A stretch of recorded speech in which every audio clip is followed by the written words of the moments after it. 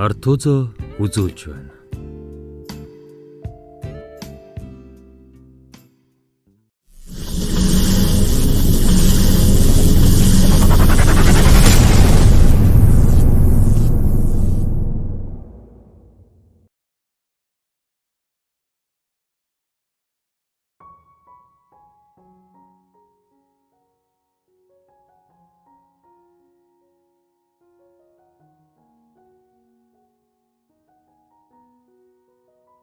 Шинэ жилийн орой бүгд л ялгагдах юмгүй сайхан харагдаж байв. Чимгээ сургуулаасаа онц сурлагтан хэмээн шагнал авч бөөн баяр. Яг л цэцэг дамжин дүүлэх эрвэхэ шиг үзэсгэлэнтэй харагдаж байлаа. Өвдөгнийхэн дээгүр татсан том хүрэн бөмбөлөгтэй дэрвгэр цагаан даашинз нь зогсон гэдэг янзтай. Орой болж үдэшлэгч эхэлж залуус бужигналтан хөгжинэ. Уучлаарай. Тантай бүжиглэхийг зөвшөөрнө гэх дуунаар харвал балжир энэмсэглэн зогсно. Бүх охид чимгээг атаархсан нүдээр харцгаана. Уучлаарай би гэтэл бадмаа хажуунаас нь би дуусчихъя гэд бараг л хөөж босхов. Баяр хүргэе шагнал авсанд чи үнэхээр сайхан харагдаж байна шүү. Баярлалаа. Чимгээ үнэндээ би чамайг нууцхан харж явдаг. Даанч чи өө тийм үү? Тэгээд юу гэж найз охиноо яачхав вэ? Бид хоёр зүгээр л найзууд. Тэдний аав манай аав хоёр найзууд. Би арай түрүүн ирсэн болохоор тусалдаг юм. Надад хамаагүй. Аргагүй. Чи ч гэсэн нөгөө залууга яачхав вэ? Ямар залуу? Надад тийм юм байхгүй. Яагав нөгөө мөнхийн чиний хажууд явдаг шар залуу? Тэр чамд хамаагүй баха гэд ая дуусгалгүй очиод суучхав. Үдэшлэг тараад өрөөний дөрөв хөгжилдөн байрандаа иртэл балжир үүдэнд нь нэг гартаа цэцэг, нөгөө гартаа ориглуун дарс барьчихсан үргэлжлүүлэхүү огтойг хэмээн энэмсэглэв. Нөгөө гуравч дуртай наргагүй зөвшөөрч харин чимгээ муухай хараад аргагүй эрхэнд даган орлоо. Тэрнийг өдрөөс эхлэн хэдэн өдрийн дараа чимгээ хичээлээ тараад харих гэж байтал төмрөө түүнийг тосч ирэхэд чимгээгийн дургуун хурч. Яасан бэ? Би завгүй байна. Тэгээд чи битгий үргэлж миний хойноос гүгэдэй л да. Хүүхдүүд ч шоолоод байх юм. Би чамд нэг юм өгөх гээд л би өөрөө зурсан ухаантай. Уучлаарай. Дахиж дараа болохгүй. Гэтэл чимгээ чамайг оюутны зөвлөлтөөр дуудаж байна хэмээн дуудаж тэдний яриаг тасаллаа. Чимгээ хуралцаар орой өрөөндөө иртэл орон дээр нь нэг бодолтой юм байж байв.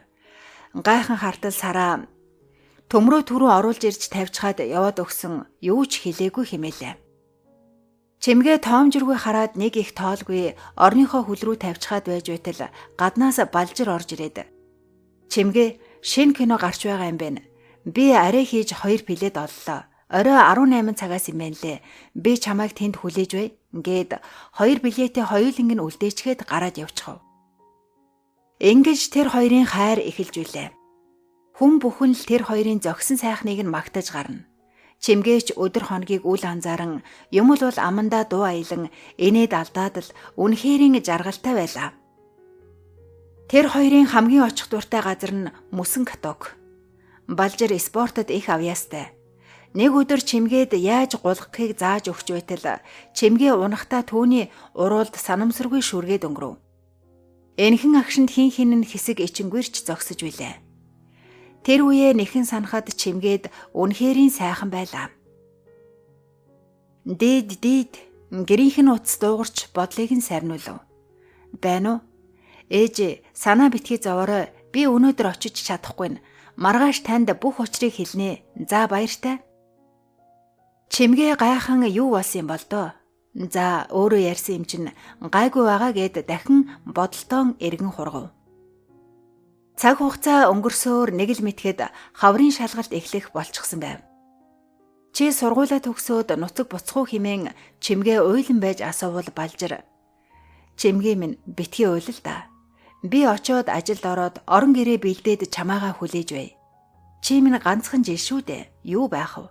Угаасаа төгсөх ангид завгүй гүйж байтал чинь дороо өнгөрнө. Би чамд байнга захиа бичиж байна. Харин чи минь намаага битгий мартаарай. Миний зүрхэнд дэлбэлсэн сарнай минь гэд үнсэв. Өрөөндөө ирээд чимгээ Балжирт юу өгөхөө мэдэхгүй орон доороосоо чамдаамаа гаргатал нэг юм торхийн унлаа. Юу билээгээд үзтэл төмрөөгийн өгсөн зураг байв. Энэ нэрээ сонин хүн шүү. Ээжийнх нь бие муудаад явсныг зүгээр л хэлчихгүй, ганцхан багш л мэдэж байдаг. Юу л зурж үлдээсэн болдоо гэд цаасыг дэлгэхтэл борон үүл татсан бараан тэнгэр, доор нь хагарч цуурсан хуучин замын дунд ганц чирхэг зэрлэг сарнай ургасан харагдана. Чимгээд тэр зурган дээрх сарнай яагаад ч юм өөрөө юм шиг санагдав. Энэ төмрөө нэрээ юу бодож энийг зурдаг байна? Балжир намайг энэ чигт нь орхиод явчихвал би яг л энэ сарнай шиг ямар ч үед голоо тасартал хүлээх байх та хэмээн бодогдохын сацуу. Яагаад ч юм энэ зургийг Балжирт өгмөр санагдав. Чи минь тэр зургийг авахдаа би чамаагаа хизээч энэ өнчин сарнай шиг ганцааран гिच нь орхихгүй гэж билээ. Тийм ээ. Чи надаас үүрт холдон одсон ч өөрийнхөө хүүг хэвлийд минь үлдээгээд явсан юм да. Баярбат Мишелийн гэрт очтол хэдийн танил болсон дүү урнаа нь эгч нь эмнэлэг твтчихсэн. Та мдээгүй юм уу гэд хаягийг нь өгөв. Баярбат хар хурдаараа давхисаар 1-р амарч газрын эмэгтэйчүүдийн тасагт очиж асуувал Мишелийн аав нь гараад ирэв. За хүү минь ямартаач Монгол хүн байна танилцъя. Намайг Төмөр гэдэг. Яахаараа ийм болтол нь нөө. Би одоо юу хэлэх вдэ? Би энэ л гайгүй шүү байвал та нар чинь бас ч гэж уучраа мэдэх насанд хүрсэн баймар юм. Эцэг ихнэ гэж хүн байхад ирээд уулзаж болдоггүй хүн үү чи? Би яах вэ? Эр хүн. Эхнэ гэж шаналсан хүн байна. Анхны хүүхэд гэдэг ямар их хариуцлагатай болохыг чи ер нь мэдэх үү? Тэгээд хэнэггүй царилаад хэл сурагчгүй алга болчихдаг.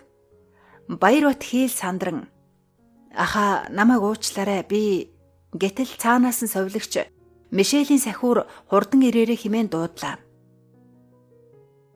Чи минь яагаад ингэж зовно вэ? Бурхан минь би танаас хизээч ингэж залбирэн гуйж байсангүй. Та тэр хоёрыг минь авраачтэй танаас гуйж байна. Баярбат яахаа мэдхгүй Дэми сандчин хүлээлгийн танхимд наас цаашаа холигсоор. Ээждэл танд хүн байгаа гэж бодон гэрлөөгөө яаран явлаа. Ээж би нэг охинд хайртай, тэр минь одоо жирэмсэн, хүүхдэн дутуу гарах гээд байна. Юу? Чи чинь миний хүү чадахгүй штэ. Ээж, надаас битгий ямар нэгэн тайлбар хүсдэг хүү? Хоёулаа хамт явъя. Танд хүн байгаа үстэ. Би үнэхээр хайртай, ямар нэгэн болбол би тэсэхгүй. Чимгээ хүүгээ даган эмнэлэг дээр очлоо. Багын найз болох эмч бүсгүйтэй уулзан учир байдлаа хэлээд сайн анхаарч үзхийг хүсв. Найз нь нэлийн удаж байснаа гарч ирээд шоконд орж цочирдсан юм байна. Ямар ч байсан хүүхдийг нь тогтоож чадаж өөрөө их ядруу байна. Хэд хоногоос эмчилгээ хийлгээд гайгүй болох үсттэй. Одоо санаа зовлтгүй. За ашгүй дээ, баярлалаа. Хэрэгтэй эм тариа бүгдийг нь олно. Зүгээрээ хөө. Харин танаа бэр чинь их хөөрхөн охин байна үлээ. Яг л чам шиг. За. Найз нь явлаа. Хүн хүлээж байгаа баяртай. Сая юу гэд хэлчих вэ? Танай бэр гинүү? Би тэгээд эмээ болж байгаа гэж үү? Би хизээч эмээ болж чадахгүй нэ гэж хувь заяанда ямар их гомдож байлаа. Нэг л сайхан ч юм шиг, сонин ч юм шиг болцоход зогсож байтал Баярбат гарч ирээд ээжээ, тандаа маш их баярлалаа. Хүн тандаа хайртай шүү. Аав нь хөдөө явчихсан би сахих болохоор та одоо харж амардаа. Би дараа тантай танилцуулнаа. Их сайн охин байгаа гэд эмнэлэг дээр үлдэв. Энэ үеэс хойш Мишель Баярбат хоёр бие биеэ улам илүү хайрлах болов. Мишель ганцхан Баярбаттай байхдаа л өөрөөрөө байж юунд ч санаа зовлтгүй сайхан байдаг ажээ. Эмнэлгээс гараад кафега буцааж өгөөд Баярбатын эйжент компанид ажиллаж тооцоо дансыг нь хөтэлдэг болов. Баярбат ч оройгоор санхүү эдийн засгийн ихтэй сургуульд сурч өдөр нь нэгэн байгууллагад ажиллан хажуугаар нь Мишелээ халамжлаад тэр хоёр жаргалтайгаар өдөр хоногуудыг өнгөрөөсөөр. Мишелийн ээж дүү нар нь ойрхон байдаг болохоор дуртай үедээ тэднийхээр орж гарна. Уй тэнгийн хоёр эмэгтэй дороод сайхан найзууд болов. Төмрөө хөдөө удаан хугацааны томилтоор явсан тул худтайхан хараахан танилцаж амжаагүй л байлаа. Мишель хаяа дөлгөөнийг санах хэдий ч тэр бүхэн миний амьдралын нэгэн хэсэг дурсамж болоод үлдэжтэй. Миний Баярбат үнэхэрийн эр хүн шүү.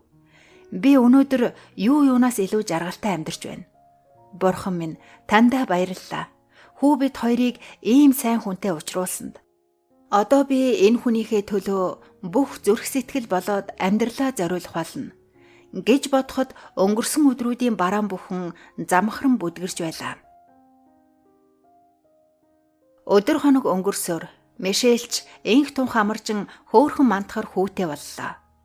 Алив өвгөн хурдлаарай. Өнөөдөр охин хүү хоёр минь эмнэлгээс гарна. Ашгүй чим нь амжиж ирлээ хэмээн төмрийг шамдуулна.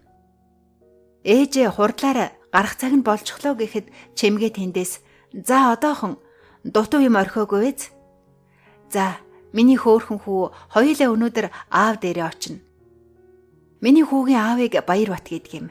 Миний хүү чинь аавтайгаа адилхан ч юм уу" хэмээн Мишель хүүтэйгээ яран гарах бэлтгэлээ базаана. Шинэ хүний сургаар бүгд л дор дороо догтлон яарцгааж байв. "За гарах уу" хэмээн сувилагч инээмсэглэн орж ирэв. Хүүгэн тэрвэрсэн сувилагчийн хойноос дагаж явахдаа зүрхэн тийм гэхийн аргагүй оволзож, нүүрэн дээр нь инээмсэглэл, догтлол зэрэгцэн тодорно. Хүүтэйгээ хамт үүдний өрөөнд гартал нөгөө хаалганаас нэгэн бүсгүй хүүхдээ тэрвэрсээр гарч ирэв. Хоёр талд өөр өөрийн шинэ хүнийг угтаж авах гэж хөөрсөн улс. Гэтэл Мишелийн хүү гэнэт уйлахад бүгд хоёр булангаас харц тулгарв. Тийм ээ, туулж гисэн хүүгээ тэрврээд эмнэлгээс гарч байгаа нь инэ. Гаднаас "Өө, миний хүү өвөөгөө дуудаж байна уу да" гэсээр төмрөө эхнэрийн хамт орж ирэв. Тэр сацуу Баярбат дөлгөөнийг харж, дөлгөөн Мишелийг, харин Мишель туул хоёр харц тулгарв. Үүнтэй зэрэгцэн өөр дөрвөн хоснууд бие биеэ гайхан ширтлээ. Тийм ээ, энэ бол Балжир, Чимгээ, Төмрөө, бас Балжирын эхнэр Цолмон байлаа. Хүний амьдрал гэж уужим юм шиг хэрнээ ямар ч давчуу юмтэй. Зангилаа.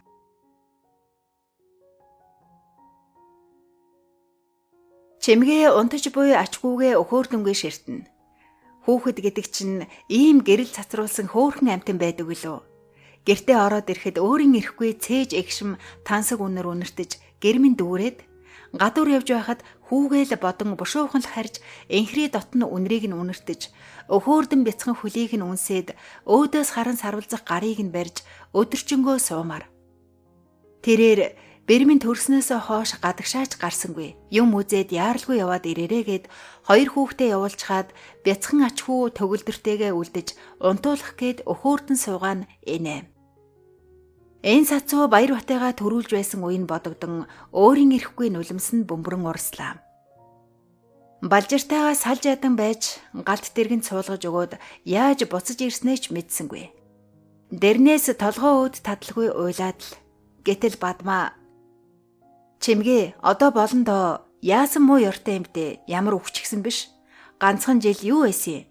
Олон юм бодлого хичээлээ хийгээд л гүйж байтал чинь төгсөх болно. Тэгээд л Балжиртай яваад очино. Одоо миний найз тайвшраа. Наад хөөхөн нүд чинь байдгаар бүлцийгээд ямар муухай харагдаж байна." Туяа хажуунаас нь санаа алдан. "Ёх, хүн тайртай болно гэдэг ийм хэцүү байдаг юм уу? Чимэн уг нь ямар бардам охин билээ" хэмээн толгоос ихсэрнэ. Сараа яахаа ч мэдэхгүй димээл. "Чимгээ яах вэ? Цай авах юм уу? Би дуртай хоолыг чинь хийгээд өгөхгүй" хэмээн төмпөн шанаг тачигнуулна. Чимгээ тэр гурвыг ээлжлэн хараад "Найзууд минь, намаагаа уучлаарай. Би та нарыгаа ямар ч их зовоож байна да. Тиймдээ ямар өвчгсөн биш. Одоо зүгээрээ гэд хэнгэнтэл санаа алдснаа. Гэхдээ яагаад ч юм сэтгэл хоосроод дахиж уулзахгүй юм шиг санагдаад энэ сэтгэл чинь тархинд захирагдахгүй юм байна шүү дээ" гээд бүр ихээр эхэр татан уйлж гарав. Бадмаа толгойг нь илэн аргагүй ийм хүн дасна гэдэг юм хойно хэмээн тайвшруулах үгээ олж ядна. Нэг сарын дараа Балжраас захиа ирлээ. Чимгээ бөөн баяр. Чи минь ажилдаа орсон бол яамаа да. Би ч бас чамаагаа маш их санаж байна гэж ирээд хариу бичив. Ийхүү нэг нэгэндээ ганц 2 удаа захиа бичилцээд Чимгээгийн сэтгэлч сэргээд ирлээ. Нэг өдөр захиагаа явуулахаар гартал үүдэнд цолмонтой тааралдав. Цолмон бол Балжрын аавынх нь найзын охин. Сайн уу Чимгээ? Чи хаачих гэж байгаа юм? Сайн. Чи сайн уу? Би шуудан ордог юм уу гээд? Өө тийм үү. Би бас тийшээ явж байгаа, хамт явъя. Ашгүй дээ. За тэгье гээд тэр хоёрыг гартал нэг охин гүйсээр ирээд Чимгээ эгчээ таныг оюутны зөвлөлтөөр яаралтай дуудаж байна гэв. Чимгээ өө харлаа яана гэтэл цолмон би захиатайгаа хамт явуулчихъя. Чи яв хэмээн найрсаг хэллээ. Чимгээж баярлалаа гэсээр нөгөө охиныг дагуулan яарвчлан яв. Цолмон шуудан дээр очиод захиаг нэг явуулах гэснээ. Ер нь би яагаад туслах ёстой болж байна? Намайг хажууд нь байсаар байтал хүн гэж тоолгүй үнсэнд хайдсан шалт шиг орхиодтэй гэд болчихов. Бас болоогүй Балжраас ирсэн захиагч гэсэн авчихлаа. Гэнтэл Балжраас нь дахиад хэл сураг байдаггүй. Уг нь сүүлийн захиан дээрээ жирэмсэн болсон гэдгээ бичсэн юмсан. Эсвэл хэлэхгүй ирж байгаа юм болов уу? Цаг хугацаа урсан өнгөрсөөр Чимгээг хинч харсан жирэмсэн гэдг нь мэдэгдэхэр болсон байв. Гэтэл нэг өдөр Балжраас нь захиа ирлээ. Баярлаад яаран байж задлаад унштал. Баяр хүргэе, бас аз жаргал хүсье. Миний итгэл бөхсөн. Би бүгдийг нь сонссон. Би бодож яваарэ. Би өөр тийшээ дахин сургалтанд явж байгаа болохоор захиа бичээд хэрэггүй үсттэй. Баяртай. Балжир. Чимгээ юу ч ойлгосонгүй. Нүднээс нь том нулимс урсан захидал дээр тусалж норгосоор. Юу болчих нь энэ вэ? Яагаад төрөөчгүй хүүхдээ голно вэ гэж бодоход цээж рүү нэг юм огшин яг л хүйтэн төмрөөр хайраад хүнд чулуу овоолчихсан мэт дэндүү хүнд санагдана. Чимгээ сургуультаа нэр хүндтэй шилдэг оюутан байсан болохоор бүгд туслан дэмжиж бас хүү өрөвдцгөн. Баярбатайгаа төрүүлчгээд жилийн чөлөө авах ёстой байсан ч гуйсаар байгаад хагас жил болгов. Тэрээр нутагтаа очиж 3 сартай хүүгээ эмээ өвөд нь орхиод буцаж сургуультаа явж үлээ. Тэр цаг үеуд үнэхээр хүнд байлаа. Хөхөн жирс хийж өвдөн дутуу сааснаас бугалчих гээд дээрээс нь хүүгээ санана гэж тоймгүй. Балжир бүр ямар ч чимээ аниргүй. Хүүхдтэй нэрч өгөлгүй улаан цурам юм аваад очиход аав нь хүүхдийн заяа гомдно. Яасан удаан нэргүй явуулдаг юм гээд ээждээ илбэрлэлтэй, эх орондоо хэрэгтэй, баяр баясгалантаа бат сэтгэлтэй сайн хүү болорой гээд Баярбат хэмээн нэр хайрлаж үлээ. Хаалганы түгжээ торхийн 2 хүүхэд нь эрэг чимээнээр Чимгээ бушуухан босож нулимсаа харчаад инээмсэглэн өөдөөс нь очив. Төгөлдөр хүү хаа очиж нэг их уйлаад байдаггүй тайван хүүхэд.